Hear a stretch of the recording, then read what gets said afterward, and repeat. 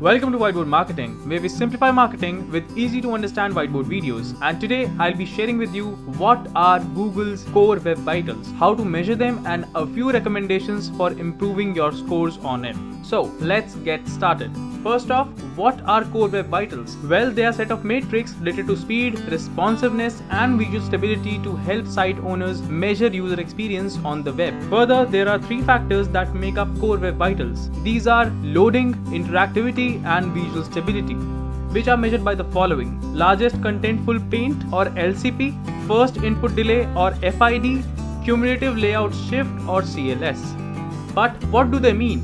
Well, LCP measures loading performance of your web page, and in order to provide a good user experience, LCP should occur within 2.5 seconds of when the page first starts loading. Next, FID measures interactivity of your web page, and in order to provide a good user experience, pages should have FID of less than 100 milliseconds. Last one, CLS measures visual stability of your web page, and to provide a good user experience, pages should maintain a CLS of less than 0.1. Now that you know each one of them, let's see how Google calculates each of them and how you can improve your scores. To calculate LCP, Google accounts for the time it takes to render largest content element, be it text, image, or video on the screen. As the composition of screen changes during loading, Google switches to the new largest element. This goes on until either the page is fully loaded or the user begins to interact with the page. To improve this, there are many components that can influence your loading speed, but mainly I'll suggest you to have quicker server responses, faster loading time,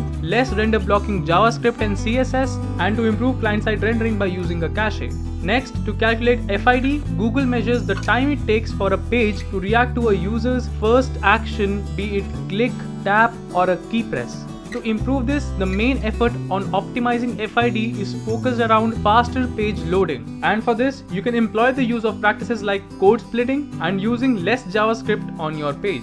Lastly, the CLS score is calculated by multiplying the share of screen that shifted unexpectedly when loading by the distance it traveled.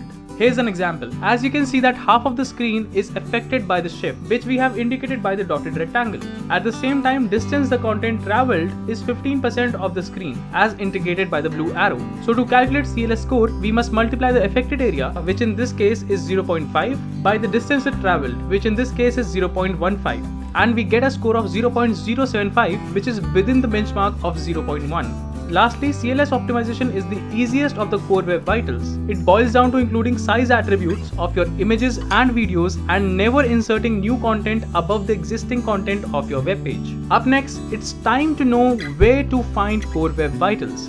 The vitals can be measured using any of the 6 tools for web developers: PageSpeed Insights, Chrome UX Report, Search Console, Chrome DevTools, Lighthouse, and Web Vital Chrome extension. I'll be providing links for each in the description below, so be sure to check it out. The main distinction between these tools is that some of them use field data from actual users, while others measure performance by simulating user behavior in a lab environment. But I personally recommend using PageSpeed Insights and Search Console for effective optimization. To get your report on PageSpeed Insight, you simply need to go to their homepage and enter website URL, and here it will show the respective metrics to you.